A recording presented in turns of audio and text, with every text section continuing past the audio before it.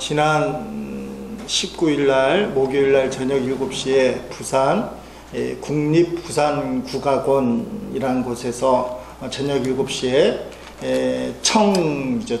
청춘향 창극이 있었습니다. 국립부산국악원에 근무하시는 집사님이 초청을 해주셔서 그래서 가게 된 건데 몇몇 교우들과 함께 갔습니다. 공연 시간이 2시간 50분이나 되는 7시부터 해서 10시까지 되는 긴 창극인데 그렇게 지루하지 않고 재밌고 유익한 그런 시간이었습니다. 이 자리를 빌어서 초청해 주신 집사님들 또 함께 다녀오신 교우들에게 감사를 드립니다. 다음에 이런 기회가 있으면 더 많은 교우들이 갔으면 좋겠다, 그런 생각을 갖습니다. 춘향전 다 아는 이야기인데 제가 그 창극을 보고 영적인 인상이 있어서 인터넷을 한번 뒤져봤습니다. 그랬더니 인터넷에 국악방송이라는 사이트가 있습니다. 거기에 보니까 국립민속국악원 대표 브랜드 창극 청춘향, 우리나라 국립국악원에서 대표 브랜드로 이 창극을 이제 동영상을 찍어 놓고 게시를 한 겁니다. 그래서 동영상을 누구든지 간에 볼 수가 있습니다. 혹시 보기 원하시는 분은 우리 교회 홈페이지에 가면 설교문을 이제 누구나 다운받을 수 있는데 설교가 게시가 되고 설교문에 가면 인터넷 주소가 설교문에 이렇게 나오니까 컴퓨터 하시는 분은 그 설교문에서 누르면 바로 들어가게 됩니다. 제가 그 동영상을 보고 대사를 확인하고 인용해서 설교를 하려고 하는 거죠. 춘향전 내용은 다 아시죠? 남원사또의 자제 이몽룡과 태기 올매의 딸 춘향이 서로 사랑하게 돼서 부부의 연을 맺게 되었다. 그리고는 어느 날 이몽룡이가 서울 한양으로 떠나면서 춘향과 이별하게 되었다. 그런데 남은 고을에 포악한 사또가 나왔으니 누가 나와요? 변사또가 나와서 춘향이에게 너는 기생의 딸이니까 기생이다, 나에게 숙청을 들라, 잠자리를 같이 해야 된다. 그랬더니 이 춘향이가 이몽룡을 향한 그 사랑, 일편단심을 지키면서 수청을 거부하게 되는 것입니다. 여하튼 간에 마침내 내일이면 변사또의 생일이 되고 또 춘향이는 죽게 될 형편에 놓이게 됩니다. 그날 밤에 이몽룡이 남원에 처갔다 올매집에 들어오게 되는 거예요. 올매가 이몽룡을 만나는데 이몽룡의 몽골이 냄새가 퀴퀴나게는 완전히 거지 몰골입니다. 거지 중에서도 상거지예요. 근데 사실은 이몽룡이가 한양에서 장원급제를 한 거죠. 과거로 시험을 보고 장원급제가 됐는데 그때 왕으로부터 암행어사 명령을 받은 거예요. 그래서 암행어사의 신분을 숨기려고 거지 몰골을 하고 올매집에 들어가게 되는 겁니다. 그때 올매가 그렇게 믿고 기다리던 사위가 거지 몰골로 나타나니까 그의 기대가 무너져 내리는 겁니다. 극 중에서 이렇게 타령을 합니다. 제가 창극을 배워서 창극으로 해드리면 멋있을 텐데 이렇게 되어 있어요. 믿고 믿었더니 믿었던 일이 모두 다 허사로구나. 이제는 잘 되라고 빌어볼 때도 없게 되니 에라 이놈의 칠성당이고 먹이고 다 소용없다. 이몽룡이가 내 딸 춘향이를 구해줄 유일한 희망으로 생각했는데 다행히 전날 밤에 나타나긴 했지만 이 몰골이 거지 몰골이에요. 도대체가 이제는 희망이 없다. 몽룡이를 만났다는 생각에는 이제 내 딸이 살았구나 하다가 몰골을 확인하는 순간에 이 내 딸은 죽었구나. 더 이상 칠성단도 빌어볼 가치가 없다. 이제는 끝이다. 그렇게 타령을 하는 것입니다. 왜요? 눈에 보이는 거지 몽룡 때문에. 그 몽룡이 암행어사인 줄을 모르는 거예요. 강력한 권력을 갖고 있는 암행어사 이몽룡은 눈앞에 있지만 눈에 보이는 이몽룡은 거지라는 거예요. 올매가 그걸 간파할 힘이 없었다는 거죠. 그래서 믿었던 칠성단도, 빌어볼 칠성단도 이제 필요 없다. 신앙생활 하다 보면 우리도 그럴 수가 있습니다. 올매가 몽룡이를 기대하는 것처럼 하나님 앞에 우리가 기대를 했는데 막상 나타나는 것은 처참한 현실이에요. 몽룡이가 거지 몰골로 나타난 것처럼 하나님 앞에 기도하고 애쓰고 노력을 했더니 우리 앞에 나타난 것 처참한 현실이에요. 그런데 여러분, 그때 중요한 사실은 믿음을 놓아서는 안 된다는 거죠. 올매는 거지 몰골인 이몽룡을 암행어사로 볼 수 있는 눈이 없었어요. 그러나 우리 성도는 어떤 눈이 있습니까? 하나님 우리에게 처참한 현실을 줬지만 하나님은 전능하신 하나님이에요. 더더구나 우리를 사랑해 주시는 하나님이에요. 올매는 이몽룡을 향한 기대를 내려놓고 믿음도 저버리고 모든 삶을 포기했지만 성도는 처참한 현실 앞에서 무너질 수 없는 거예요. 왜냐하면 하나님은 전능하시니까. 하나님 우리를 사랑하시기 때문에. 또 다른 장면이 하나 나옵니다. 이몽룡이 암행어사 출도요 하고 변사또를 이제 잡아놓는 거죠. 여차저차해서 다 정리를 한 다음에 이제 춘향이를 부르는 거예요. 근데 춘향이는 암행어사가 이몽룡인 줄 모르는 겁니다. 이몽룡이가 주엄한 목소리로 이렇게 말합니다. 춘향은 들어라. 관장의 멍을 거역하였다. 네 죄를 알렸다. 춘향이 생각에는 암행어사가 와서 자기를 풀어줄 줄 알았는데 그때 춘향의 첫 번째 말이 이 말입니다. 갈수록 산인에 그려 그러는 거예요. 그 다음에 갈수록 산인에 그려를 3번 반복해요. 갈수록 산인에 그려. 그러면서 이렇게 마무리를 짓습니다. 송장 임자가 문 앞에 왔으니 어서 급히 죽여주오. 암행어사가 자기를 구해줄 줄 알았더니 자신을 죽이려고 한다는 것입니다. 관장의 명을 거역했다. 그럴 거면 차라리 빨리 나를 죽여주시오. 나는 님을 향한 일편단심 사랑만큼은 포기할 수 없어. 이렇게 빨리 죽여달라고 얘기하는 거예요. 내 암행어사의 몽룡이 하인을 시켜서 춘향이 옆에 있는 물건을 보라고 얘기합니다. 춘향이가 그 물건을 딱 보니까 반지예요. 반지. 무슨 반지입니까? 몽룡이하고 춘향이가 언약을 한 언약 반지. 그 반지를 딱 보는 순간 이 반지의 주인은 몽룡이밖에 없다. 그래서 몽룡이가 얼싸 내려와서 춘향이를 콱 안습니다. 그 춘향이도 탁 안으면서 극은 끝났습니다. 여러분들 표정이 극을 보는 것처럼 설교도 이렇게 끝나면 좋겠는데, 여러분 춘향이의 핵심이 뭐예요? 일편단심. 내가 죽더라도 님을 향한 사랑만큼은 포기하지 않겠다. 그게 춘향이의 핵심이에요. 우리가 그것을 기억하는 거죠. 여러분, 우리가 하나님을 향해서 춘향이의 마음, 몽룡이를 향한 그 마음처럼 하나님을 향해서 그 마음을 갖고 있으면 하나님이 우리에게 역사하실 줄로 믿습니다. 올매처럼 처참한 현실 앞에서 포기하지 말고, 춘향이처럼 내가 죽더라도 나는 몽룡 도령을 믿는다. 설령 몽룡 도령 못 만난다 할지라도 나의 사랑은 포기할 수 없다. 그게 우리의 신앙이 되었으면 좋겠다. 오늘 본문에도 보니까 하나님의 사역을 포기하지 않는 사람, 하나님을 향한 사랑을 포기하지 않는 사람이 나옵니다. 그 사람 우리가 알다시피 바로 바울이라는 사람입니다. 바울은 지금 2차 전도 여행을 떠납니다.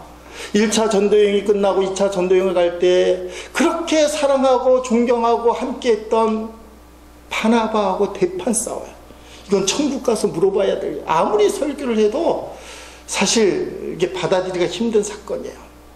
그래서 한 팀이 두 팀이 되어서 전도 영역이 넓어졌다, 아무리 그렇게 얘기하지만 쓰린 마음을 갖고 있어요. 상처난 마음을 갖고 있어요. 그렇지만 하나님을 사랑하는 마음을 포기할 수 없고 맡겨진 사명을 포기할 수 없어서 바울은 2차 전도여행을 신라를 데리고 다시 가게 되는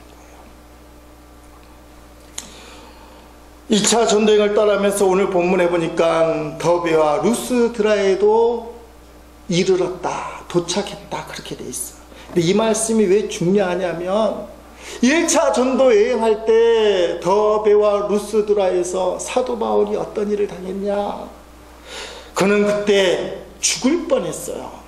이 루스드라는 곳에서 사도행전 14장 8절부터 루스드라 전도가 나오는데 19절 20절에 그가 죽을 뻔한 장면이 나옵니다. 제가 쉬운 성경을 읽어드리면 그때 안디옥과 이고니에서 온 유대인들이 와서 사람들을 부추겨 바울을 향해 돌을 던지게 했습니다. 그들은 바울이 죽은 줄 알고 진짜로 죽은 줄 알았다 이 말이에요. 도시 밖으로 끌어냈습니다. 이제 끝났다는 거예요.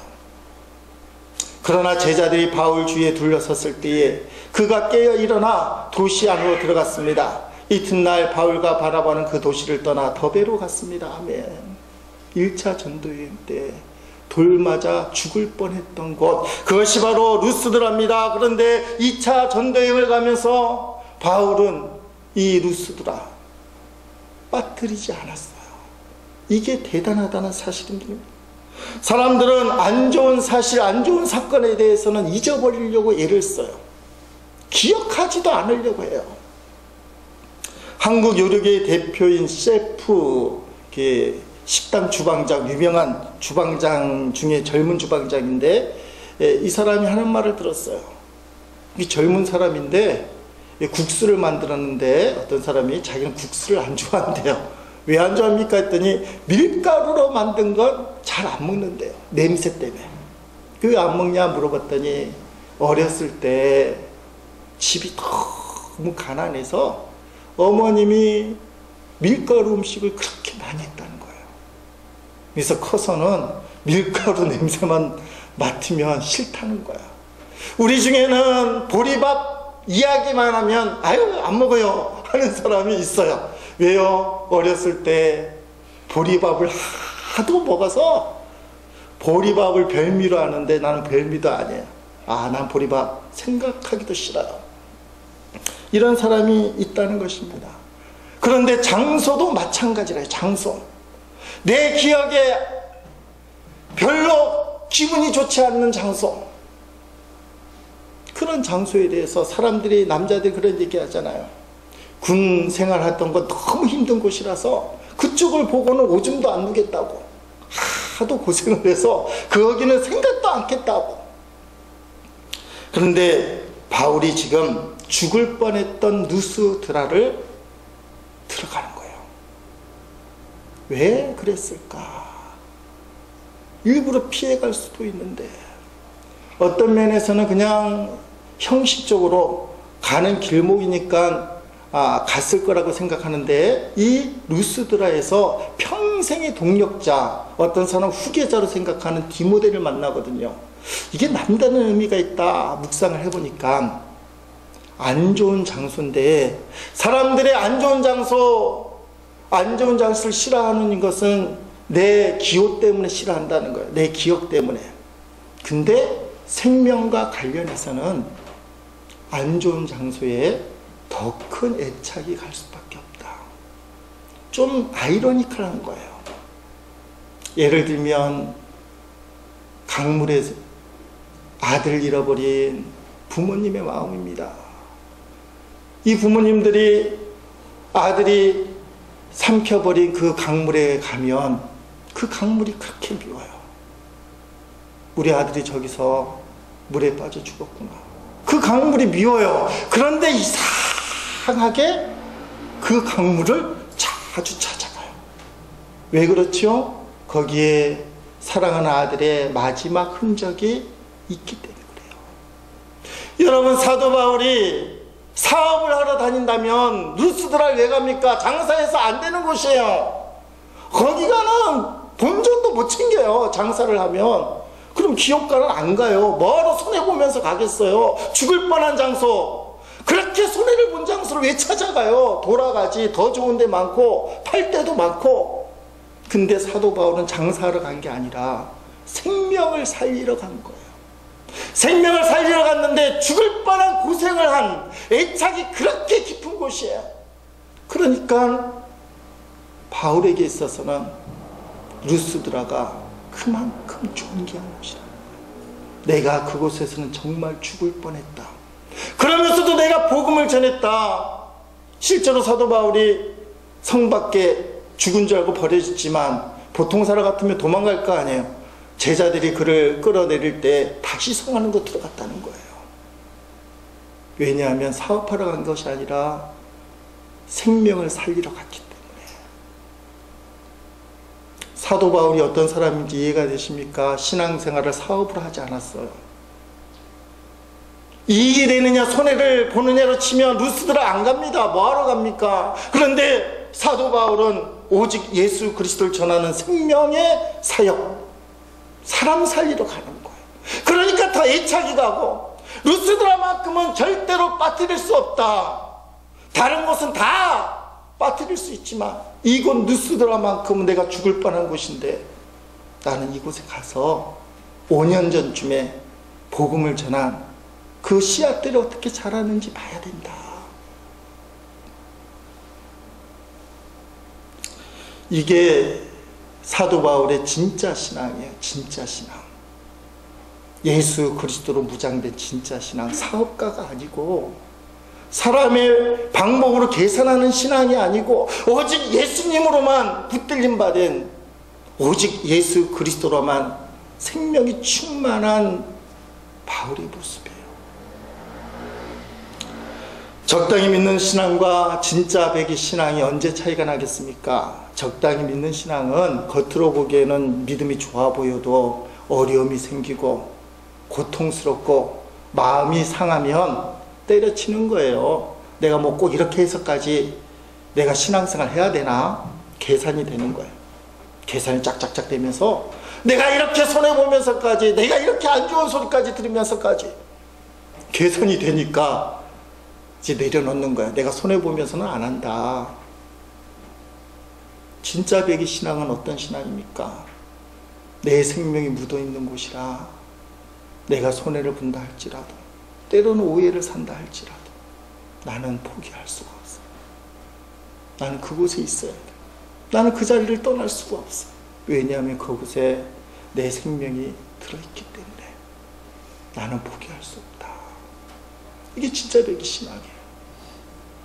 그 사람이 얼마나 교회 생활을 잘하느냐가 중요한 것이 아니고, 그 사람이 얼마나 진짜 배기 신앙은 고난과 고통과 갈등 속에, 절망 속에, 처참한 현실 속에 춘향이처럼 사랑을 포기하지 않는 거예요. 올매처럼 다 때려치는 게 아니라는 거예요. 바울은 루스드라를 향해서 진짜 배기 사랑, 진짜 배기 믿음을 갖고 있었다는 겁니다. 부부 금실도 어떻게 보면 그렇게 얘기할 수 있습니다. 적당히 사랑하는 부부는 어려움이 생기면 상대방 탓을 하면서 등을 돌리기 쉬워요. 아무리 봐도 네가 잘못이야. 그렇게 좋아서 결혼하고 사랑해서 한 가정을 이뤘는데 막상 어려움 앞에서는 등을 돌리게 돼 있어요. 그런데 진짜 배기 부부는 어떻습니까? 이해할 수 없고 용납할 수 없지만 나는 저 인간을 사랑한다는 거에 그냥 조건은 몰라요. 운명적으로 사랑한다는 거예요. 신앙적인 표현으로 하나님이 짝지어줘서 도대체 이해가 안 되고 용납할 수도 없지만 포기할 수 없는 거예요. 아내를 포기할 수 없잖아요. 남편을 포기할 수 없잖아요. 그래서 사는 거예요. 물론 기분 좋게 서로 사랑하고 이해하고 마음을 통하고 기분 좋게 행복하게 살 수도 있지만 어려움이 닥칠 때 포기하지 않고 사는 거, 그게 진짜 신앙이에요. 계산해서 너하고는 못 살아, 내가 손해보는 것 같아, 그건 적당한 사랑이에요. 제가 우리 집사람이 진짜 백이 사랑을 하고 있다는 것을 느낀 적이 있어요. 오래된 사건입니다. 신혼 초기 사건이었던 것 같아요. 충청도에서 목회할 텐데 여수에 있는 처가댁을 가게 됐습니다. 여러분은 안 그렇지만 결혼하자마자 얼마 지나지 않은 것 같은데 부부싸움을 차에서 엄청나게 했어요. 지금은 잘 안 하지만 엄청나게 했는데, 열을 받아갖고 내가 강주 톨게이트쯤 갔더니 난 처가댁 안 간다고, 가려면 당신이나 가시오, 이번 강주 톨게이트에서 내려서 혼자 가시오 그랬어요.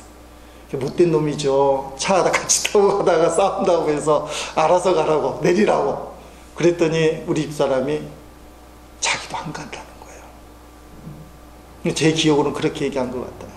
자기는 친정집 식구가 아니라 싸우지만 우리 식구라는 거, 우리 식구. 해석하면 그거예요. 출가 외인이라 내가 친정집은 방문하지만 난 친정집 식구가 아니라 싸우지만 당신 가족이야. 내 가족은 당신이니까 돌아가더라도 같이 돌아갑시다. 제가 여수에 갔을까요, 안 갔을까요? 은혜를 받고 여수로 갔죠. 안 돌리고 갔던 기회에 있어요. 은혜를 받으니까 만약에 우리 집사람이 그래 똑같이 받았어요. 자기도 화가 나니까 난 강주 톨게이트 가기 전에 고속도로에서 내릴 거야. 내려서 내렸다. 그러면 그거 화해하는데 아마 수많은 시간이 걸렸을 거야. 평생 잊지 못할 상처가 될 거고. 어떻게 은혜가 됐습니까? 싸우더라도 난 이 사람 가족이야. 사랑하는 성도 여러분, 바울의 이런 마음을 아셔야 돼요. 기분이 좋고 감정이 좋고 환경이 잘 돼서 능률적으로 행복하게 복음을 전도한 게 아니라는 거예요. 바울이라고 해서 루스드라를 생각할 때 어떻게 두려움이 없겠어요. 그 유대인들이 그대로 남아있어요. 자기를 돌려쳐 죽인 그 원수들이 루스드라에 남아있단 말입니다. 당연히 겁이 나죠. 그러나 그 겁을 초월하는 그거보다 더 큰 주님의 사랑이 바울에게 있었던 거예요. 그래서 루스드라로 들어가는 겁니다. 하나님이 그 마음을 딱 보신 거예요. 루스드라를 피해서 돌아갈 수 있음에도 불구하고 루스드라의 그 생명에 대한 사랑을 품고 들어가는 바울에게 하나님이 선물을 주십니다. 아까 말씀드린 것처럼 평생에 잊지 못할 가장 훌륭한 동력자, 또 후계자 디모데를 예비해 놓으신 것입니다. 디모데의 소개가 나옵니다. 오늘 본문 1절, 2절 말씀에 보니까 바울이 더베와 루스드라에도 이름에 거기 디모데라는 제자가 있으니 그 어머니는 믿는 유대 여자요 아버지는 헬라인이라 디모데는 루스드라와 이고니에 있는 형제들에게 칭찬받는 자니 아멘. 디모데가 칭찬받는 사람이에요. 루스드라와 이고니온 그 지역에 칭찬을 받는 사람. 그런데 이 사람이 어떤 출신이냐? 어머니는 유대인이지만 아버지는 헬라인이다. 이 말은 무슨 얘기입니까? 혼혈이라고. 혼혈. 장소와 시간을 가리지 않고 혼혈이 정상적인 사람들에게 인정받기가 쉽지 않은 시대예요. 근데 디모데는 혼혈 출신임에도 불구하고 지역 사람들이 칭찬했다는 말이 뭐예요? 인정을 해 주었다. 그 말씀입니다. 그리고 어느 정도로 믿음이 성숙했느냐? 사도 바울이 떨리는 마음으로 루스드라에 갔을 때 디모데가 보석과 같이 빛나는 거예요. 한눈에 반할 정도로. 그래서 바로 디모데를 데리고 2차 전쟁을 같이 가고 싶을 만큼, 한눈에 확 변할 만큼 디모데가 외형뿐만 아니라 내적인 신앙도 성숙한 모습으로 있었다는 거예요. 사도 바울이 말입니다. 디모데를 성경 곳곳에서 언급하는데 믿음의 아들이라 그렇게 표현했어요. 믿음의 아들이라. 그래서 후계자로 얘기하는데 어떻게 믿음의 아들이 되는지, 디모데가 왜 믿음이 좋은지, 디모데의 믿음의 특징을 거짓이 없는 믿음. 이 거짓이 없는 믿음이 어디서부터 비롯됐느냐? 디모데후서 1장 5절에 보니까 이는 내 속에 거짓이 없는 믿음이 있음을 생각함이라. 디모데에게 하는 말. 이 거짓이 없는 믿음은 먼저 내 외조모 로이스와 내 어머니 유니게 속에 있더니 네 속에도 있는 줄 확신하노라며.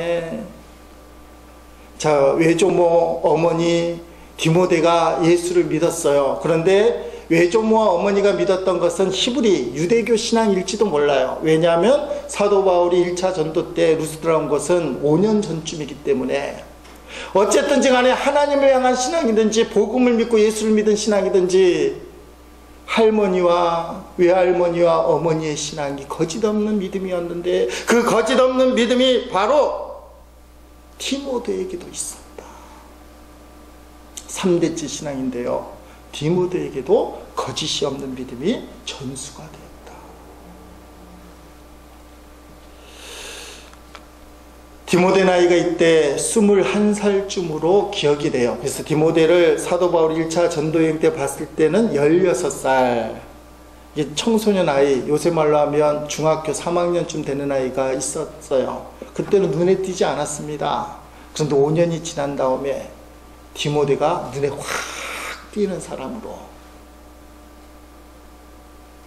루스드라와 이고니온에서 칭찬받고 인정받는 사람으로 우뚝 섰어요. 사도 바울이 한눈에 반할 만큼 훌륭한 아이로, 21살짜리를 아이로 얘기해야 될지 어른으로 얘기해야 될지 모르지만 그런 청년으로 섰다는 거예요. 여러분 기억해야 될 게 있어요.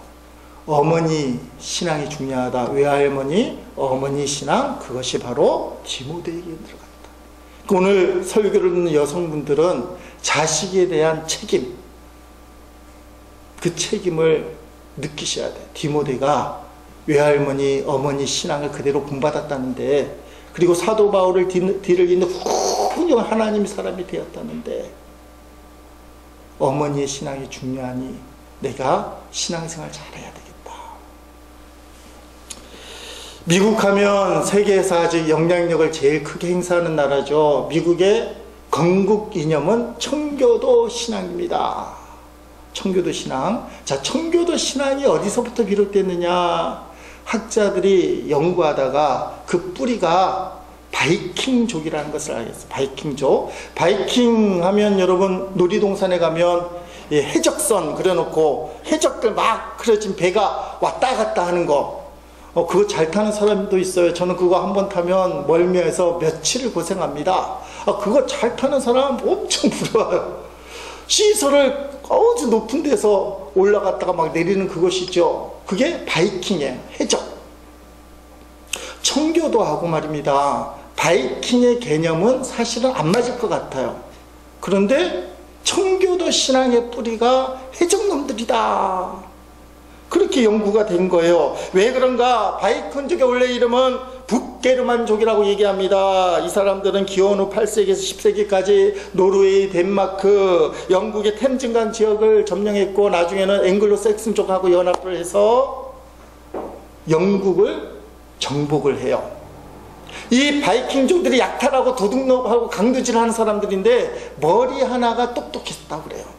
똑똑해야 도둑질도 잘하니까 전 바다를 해지하면서 도둑질을 했는데, 이 똑똑한 바이킹이 뭘 고민했느냐? 내 자식들을 잘 키워야 된다. 도둑놈이지만 후손들을 잘 양육해야 된다. 그래서 이 사람들이 고민한 끝에 어떤 결론을 내렸느냐? 마누라를 잘 얻어야 된다. 강폭한 마누라 말고 착하고 온순하고 순결하고 깨끗한 부인을 얻어야 된다.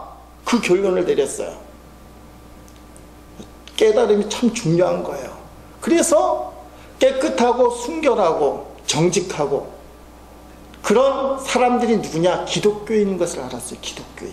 기독교인들이 윤리적으로 순결하고 영적으로도 기도하고 해서 참 깨끗하고, 그래서 기독교인들이 자신들이 생각하는 그런 사람인 걸 알고는 해적질을 하러 여러 나라를 돌아다니는데 누구를 잡아가겠어요? 교회 다니는 성도, 여자들. 불쌍하죠. 잡혀가는 거예요. 그 무지막지한 바이킹 해적놈들이 그렇게 순진하고 착하고 깨끗한 여성도들을 강제적으로 데려가다가 결혼을 하는 거예요. 원치 않는 결혼을 하게 되는 겁니다. 그리고 원하지 않는 자식을 낳게 되는 거예요. 근데 여기서부터 반전이 생기기 시작하는 거예요.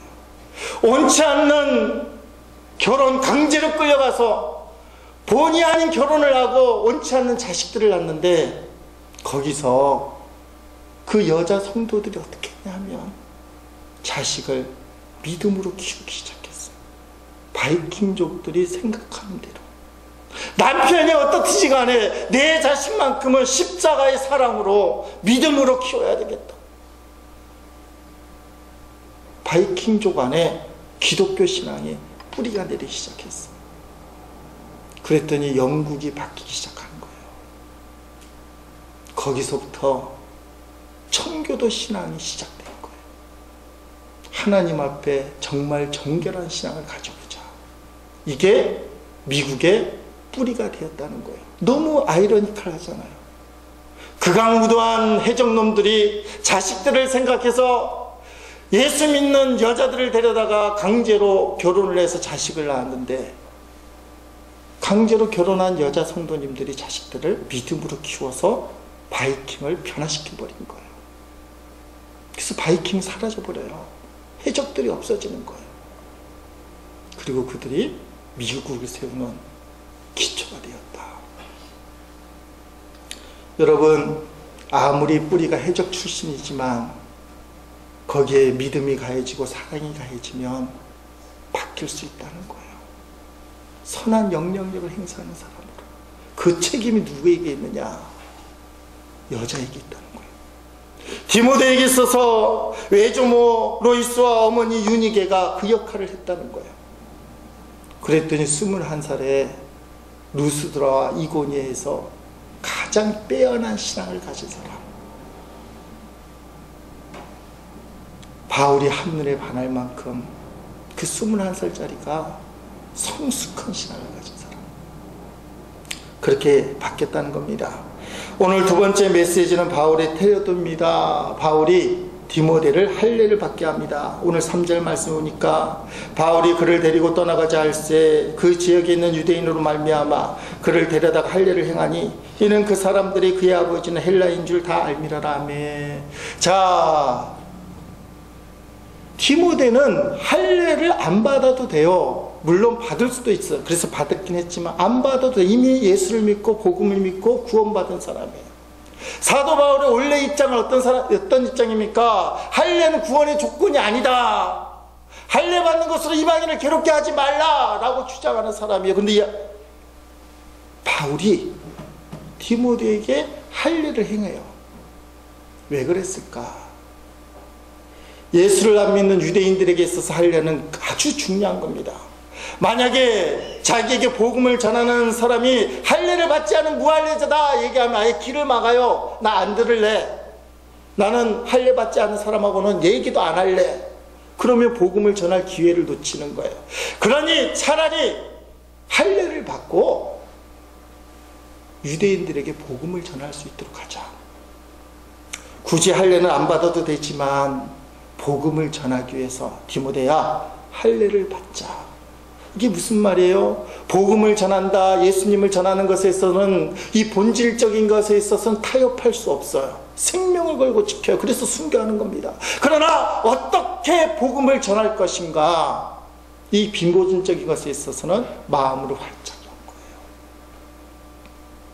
거예요. 여러분, 그렇기 때문에 무엇이 본질이냐, 어떤 게 비본질인 것을 잘 알아야 돼요. 본질은 포기하면 안 돼요. 예수 전하는 건 생명 걸고 지켜야 돼요. 그러나 어떻게 전하는 것은 할례가 필요하면 할례를 받을 수 있다는 거예요. 빌립보서 1장에 보면 재미난 일들이 있습니다. 사도 바울이 복음을 전하다가 감옥에 갇혔잖아요. 인간적으로 안 좋은 일이잖아요. 그래서 사도 바울이 대신 내가 복음을 전하다 감옥에 들어앉아 있게 됐으니 이것 때문에 하나님께 영광을 가리고 많은 사람들이 낙심해서 복음을 전하지 않겠구나. 그런데 복음의 불이 불길같이 타오르는 겁니다. 제자들은 기쁨으로 전하지만 바울을 싫어하는 사람들, 그 사람들도 복음을 전하는 거예요. 참 재미난 상황이 벌어지게 되는 겁니다.